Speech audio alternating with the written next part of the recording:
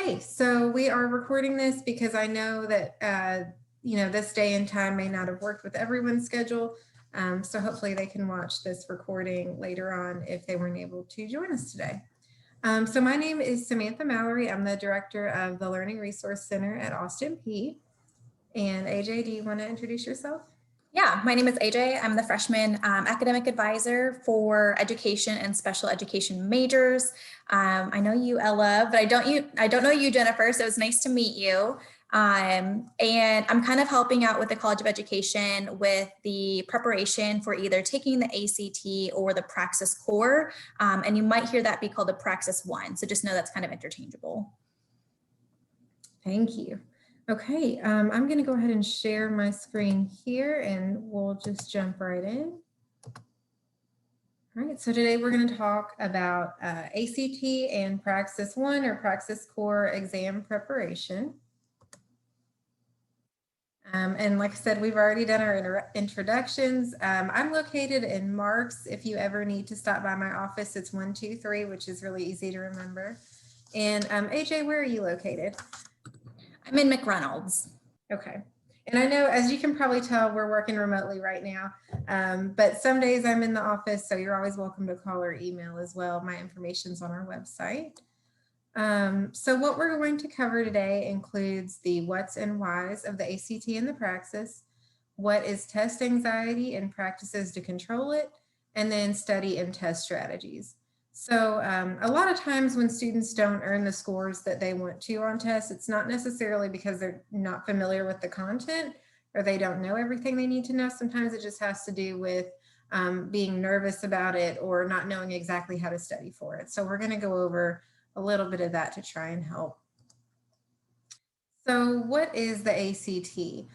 Most of us are familiar with it already. It's an entrance exam used by most colleges and universities to make admissions decisions, sometimes along with high school GPA or classes taken. It's multiple choice, pencil and paper test, and the purpose of it is to measure a high school student's readiness for college.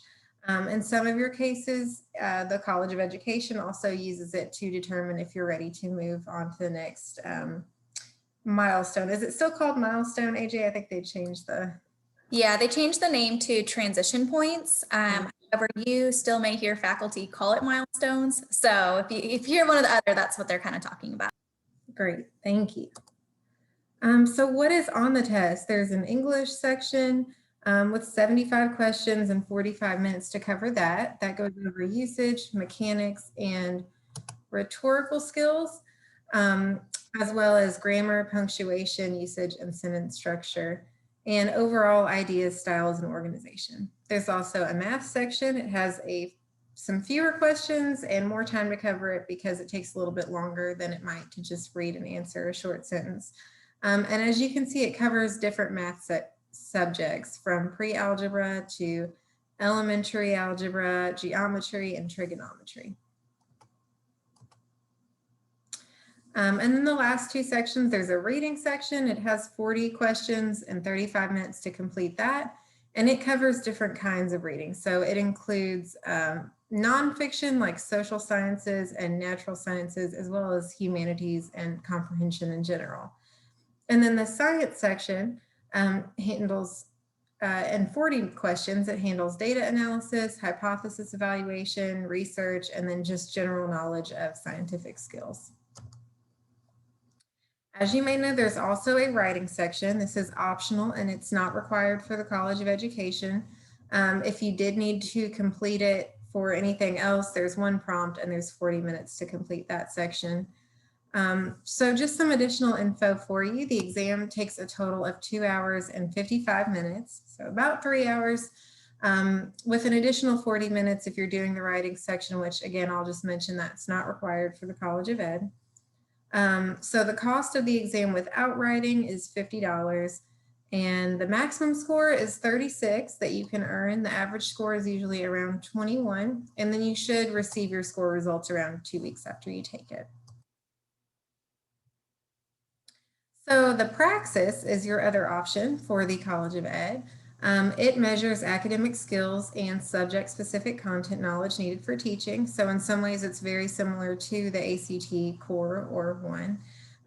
The Praxis Core tests are delivered on a computer. So unlike the ACT, which is paper and pencil, the Praxis is electronic. And they include objective response questions. So you have your single selection questions, your multiple selection, and then just numeric entry questions. The Praxis Core writing test also includes 2 essay sections. So as you can see, the Praxis does not have a science section like the ACT does.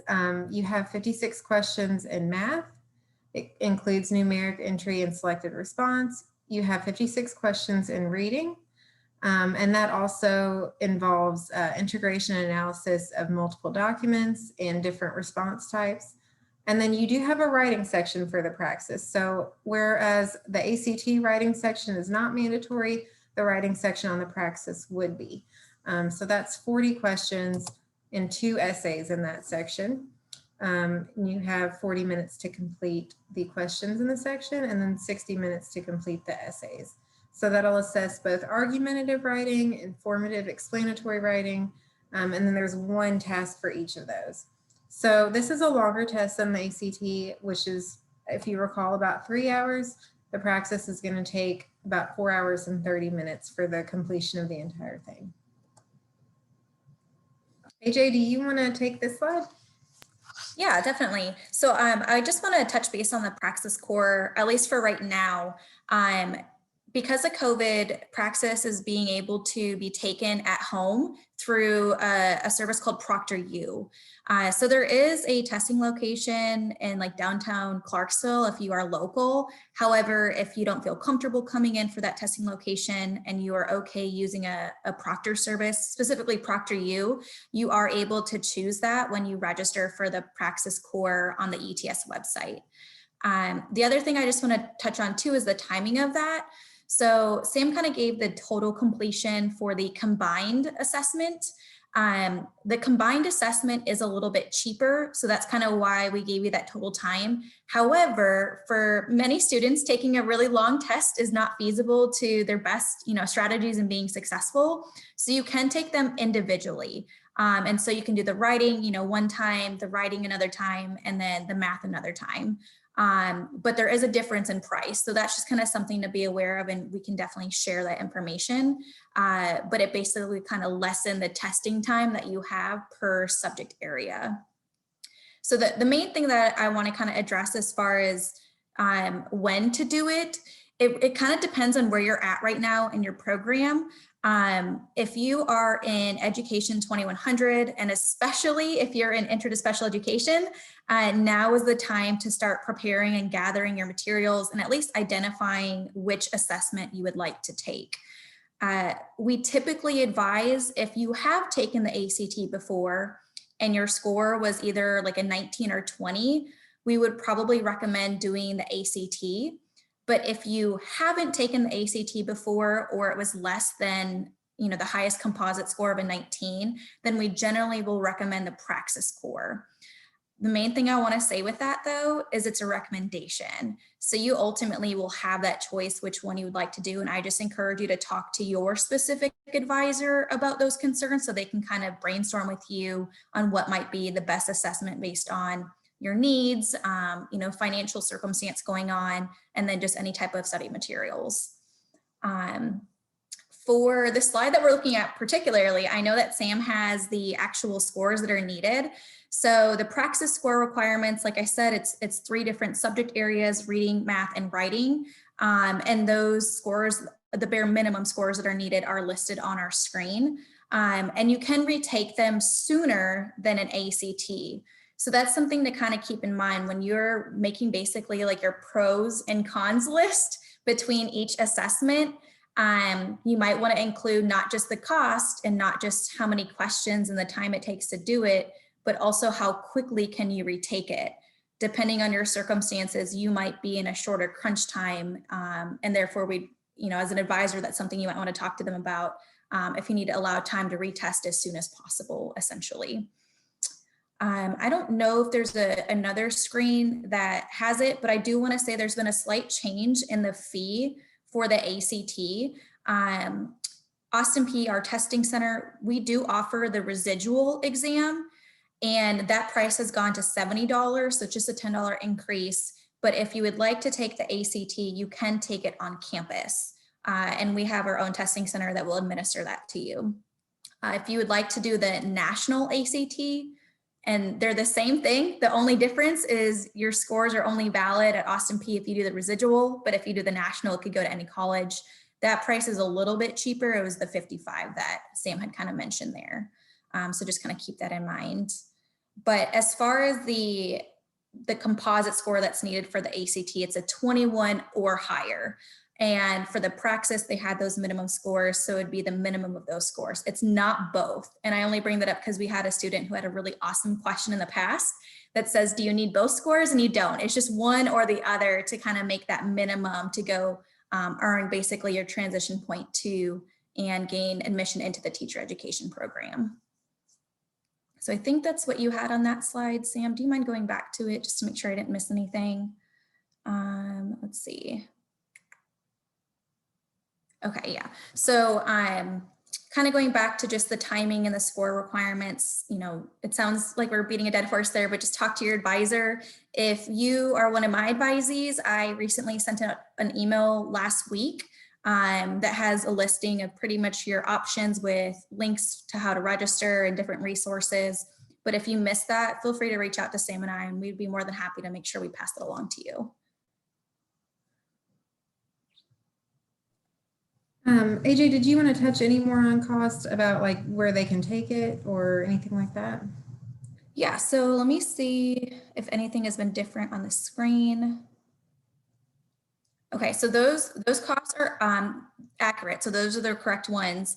But I will touch on the Praxis one just because I know it is more expensive. There is that option for a possible fee waiver, and Sam kind of has that noted on it.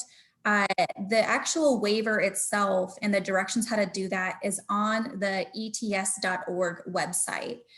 That is kind of a first come, first serve type of thing. And I say that because even if you're eligible, there's only X amount of waivers that might be able to be given. So if you think that you may be eligible for a waiver, I would try to complete that and send it into them as quickly as possible to just ensure that you have the best chance of maybe being able to get some type of waiver from having to pay for the Praxis exam that you choose. Okay. All right, so we're just going to jump in now to test anxiety, which we touched a little bit on earlier, but how the best way or how you can overcome it. So just some suggestions on how to do that. As you may be aware, test anxiety is a physiological condition in which people experience extreme stress, anxiety, and discomfort during and or before taking a test. Some of the physical and mental symptoms include fidgeting, butterflies in your stomach, a quickened heart rate, rapid breathing, nausea, sweating, headaches, stomach aches. So basically it's your body's mental discomfort that's taking place physically. People with test anxiety have a lot of negative thoughts about failing and not performing well on the test. They tend to worry excessively, which interferes with their ability to do well. And this also means that they have trouble concentrating on the topic and they're distracted by noise. They have trouble remembering what they studied, unable to think effectively about the task at hand, and keep their mind on the test. They also tend to worry that other people are scoring higher than them and they think that they're not smart enough. So again, like we discussed earlier, even though you have all the knowledge that you need, just this anxiety about not doing well interferes with you being able to recall that knowledge and apply it to the test at hand. So how can we overcome it? Things to do before the exam. Try not to be negative. So be aware of your negative thoughts and your self-statements and then challenge them with logic. So if you're thinking, oh my gosh, I'm going to fail this test, I'm not going to be a teacher, or whatever the case may be, think, okay, I can, let's look at this logically. Maybe even if I don't do well on a section of it, I can retake it. There are other options.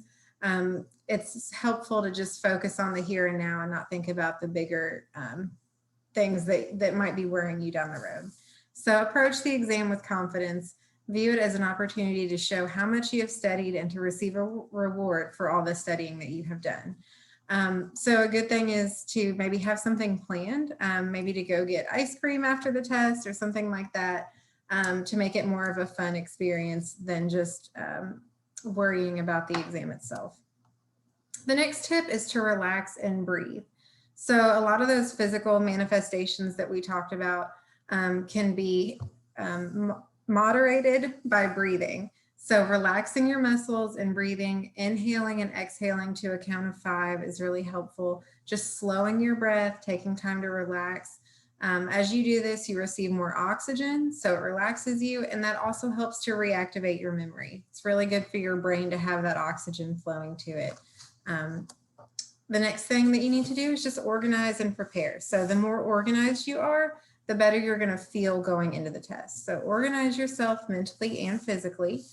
Develop a schedule by marking deadlines and exam dates on a calendar. This is important. Be realistic about how much material you can study in one sitting. So the best thing is to schedule short study sessions rather than longer ones. So if you know that you're going to be taking the test in 2 months, it's probably better to study for 15 or 20 minutes a night than to try to cram the week before the test for several hours every night, because your mind can only retain so much information at once. So spreading it out, making a schedule is really going to help you be able to focus on specific topics as you prepare. So that's how to prepare mentally before it. What can you do during the exam? Make sure that you read the directions carefully. So if you're going to read slowly at any point, make sure you read those directions slowly so that you're understanding exactly what they're asking. Change positions to help you relax. So if your legs are crossed, sometimes it helps with circulation to uncross them, put your feet on the floor. Just, be able to stretch in your seat a little bit is good. If you feel anxious, practice those breathing techniques. A good thing to do is skip a question if you don't know. Just leave it blank and go back to it. So don't start freaking out if you don't remember the material for that specific topic. Just give yourself a little bit of grace to move on and come back to it when you're a little more relaxed. Again, focus your attention on the test. Don't worry about what other people are doing or if they're finishing more quickly than you are. Just because someone finishes quickly doesn't necessarily mean that they were right on their answers. And then for essay exams, organize your thoughts in an outline. So I know that this can seem a little bit counterintuitive because you feel like I'm wasting time by not writing the essay itself, but by doing a quick outline that can help you just organize your thoughts, and then the essay is going to be better. So it's good to take that time to plan before the essay. For objective exams, think about your own answer before looking at the choices. This can be really hard to do because we want to see what options we have, but sometimes it's really helpful to go, okay, do I already know this? And then you can match that answer in your head to what's on the paper. If you're still not sure, eliminate wrong answers and make a guess. Think about just one question at a time. And then you can review your answers if time permits at the end of the exam. This one's a little bit iffy because typically your gut instinct is going to be right, but every now and then you might catch, a specific item that's in the question that you didn't notice before, and you can correct it that way. Whoops. If time is running out, concentrate on the questions that you know well. So rather than trying to rush through everything, if you're working through the math section and you're really strong in math, take your time on that. And then use time allowed for reviewing your answers like we talked about. So some other strategies to help you succeed. At home, make sure you organize your study space so that you don't have distractions. If you don't have a distraction-free place at home, you can find one on campus. We have quiet places in the library where you can go.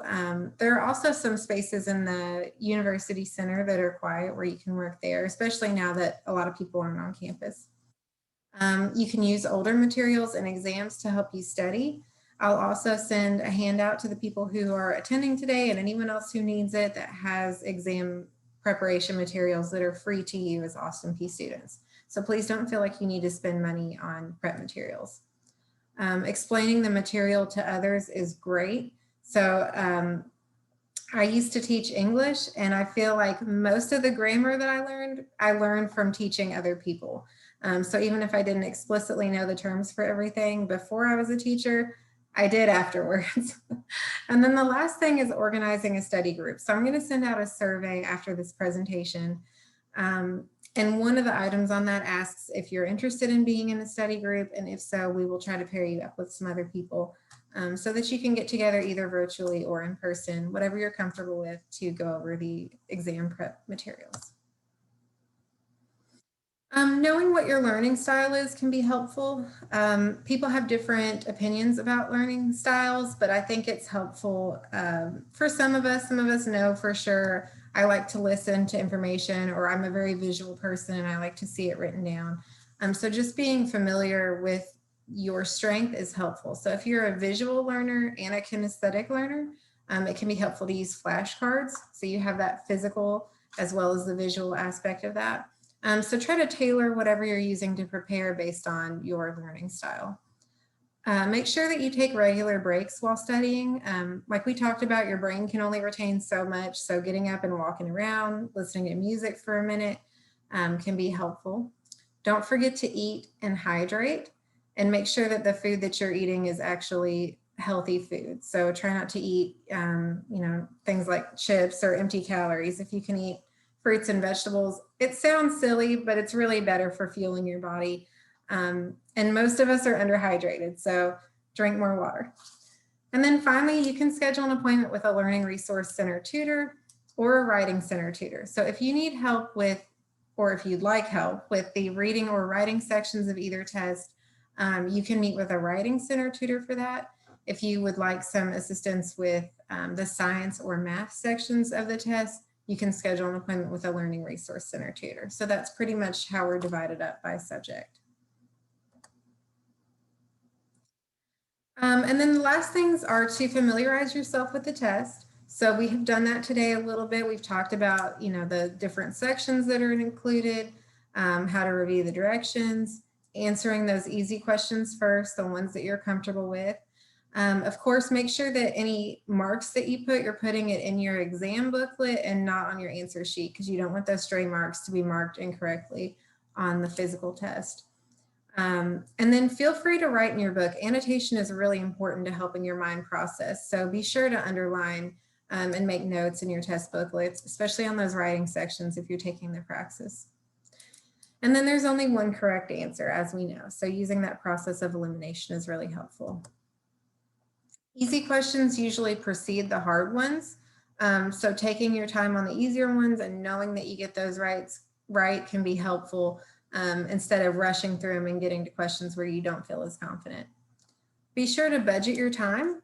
So if you know that you have 60 questions in 60 minutes, then around 30 minutes, you want to make sure that you're halfway through, that you've done about 30 questions. So kind of keeping an eye on the clock, keeping an eye on where you are in the questions can be helpful.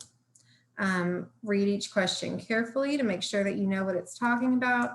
Sometimes they're going to emphasize words like not, they'll underline them or bold them. So just make sure you're keeping an eye out for that so that you're not misreading it. And then don't change your answers. Like we said, your gut instinct is usually right unless you notice something that you didn't see originally in the question. So we talked a little bit about what the tests cover. Assess how well you know the content. The best way to do this is to take a practice test. So like I said, in the handout that we're going to give you, there are resources for ACTPraxis as well as Praxis, which is a tongue twist. But being able to take those practice exams gives you an opportunity to see specifically where you need help or where you need to work on it. That's the best thing that you can do to prove to yourself where you have opportunity to grow. And then here's our information. Our website is apsu.edu/LRC. That's the Learning Resource Center. And our phone number and email are listed here. You can always contact me as well, and everything's listed on our website. So again, our tutoring is free. You do not have to pay for that, and it's unlimited. So as much as you need to prepare for these tests, we are here to help you. We want to see you succeed. So please don't feel like you're bothering us or, that it'll be uncomfortable. Our peer tutors are great. They're students just like you, and they've gone through a lot of the same challenges and experiences, and they can really relate to preparing for important exams like this. And then the Writing Center, like we said, they are in the Woodward Library. Right now, they're doing all of their sessions virtually. So you would be meeting with them through Zoom, but they're also very happy to help. A lot of those tutors are graduate assistants, so they have a really strong grasp of different forms of writing and English. So this is a little bit what we talked about the last time we did this presentation. What should you bring to a tutoring session? So rather than just showing up and saying, I need to take the ACT, but you don't really have any direction, take a practice test, bring the ones that you missed, and then the tutor can go over those with you and explain it for you and clarify concepts for you. Especially if you have to do written timed essays, if you're taking the Praxis, go ahead and write an essay, and then they can look it over and say, okay, you need to focus on organization or transitions or topic sentences, whatever the case may be. And you can also bring flashcards. So if you just need someone to go over some terminology with you, our tutors will be happy to do that. Just hold it up and work with you to help you go through those. So I hope that this information is helpful. I know some of it feels a little bit obvious when it comes to test anxiety and test strategies, but sometimes it's just remembering that these things are helpful. So how can we support you? AJ and I are both here to answer any questions that you have about advice on which test to take, timelines for it, topics covered in it. So what can we help you with today? So is there I'm pretty sure I'm taking the Praxis, but I can talk to AJ about that later. But is there a time I can take it in the summer, and if I don't do well, I can take it again in December? Are there different times I can take it, or do I just have to take it once and hope that I'm... I can answer that. Not giving away your personal, advising type of information, Ella. With the Praxis, you can repeat that sooner rather than the ACT. So with the ACT, students can only retest every 60 days, but for the Praxis core, whether you're taking the reading one first or the writing or the math, you're able to retest sooner. And I think it's 28 days, I believe, is the time frame of when you can do that retest. So just kind of connect with me. We can kind of look to see, what courses you're in right now to determine if taking, your first try, we'll just call that, in the summer is feasible, and then provides you that 30-day window to basically repeat if necessary. And that would be the same thing too. If you think that you might want to do the ACT, we can talk to see if there would be, a good time frame for that. But we definitely are always thinking of, will we need another one, and making sure we align that. So that was a great question. Okay, thank you. Okay, good point. Dr. Gonzalez wrote in the chat, and this is in the handout that Sam will be providing y'all. He has Praxis materials that you can check out through their GA Deanna. So definitely reach out to him or the GA to borrow some physical study materials. And I say physical because I know y'all are burnt out from virtual and online resources. So that's available to you. And then in the handout that Sam has, we also do have basically access codes for these modules that prepare you for the Praxis as well. And those are super, super helpful. I think it will be really good to use that to prepare in addition.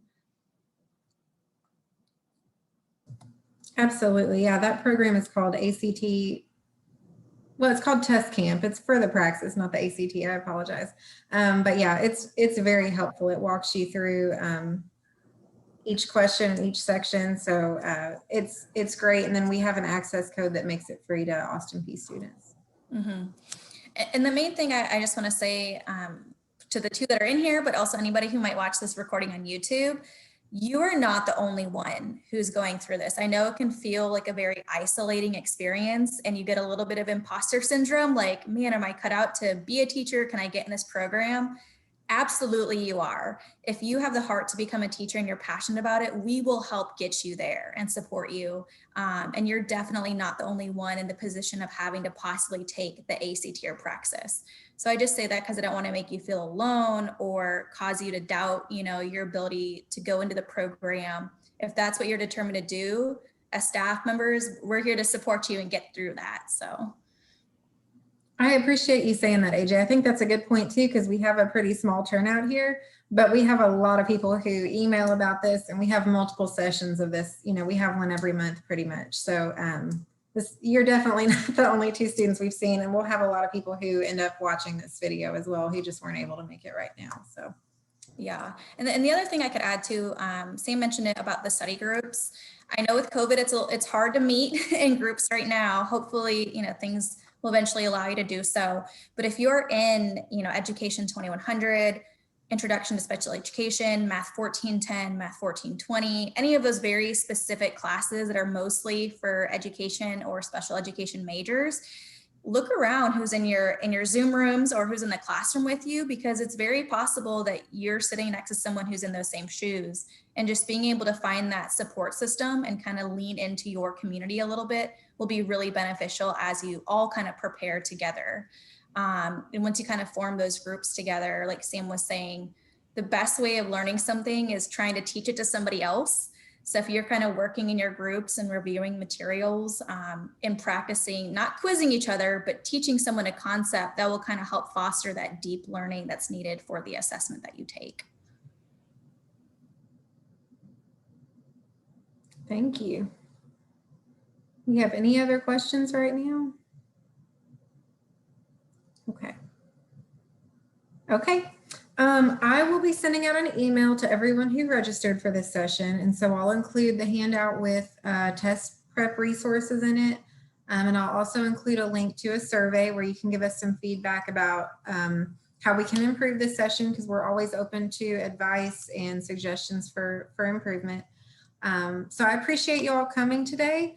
And if you think of any questions, feel free to email AJ or myself, and we'll be happy to help you. Great. Have a good afternoon.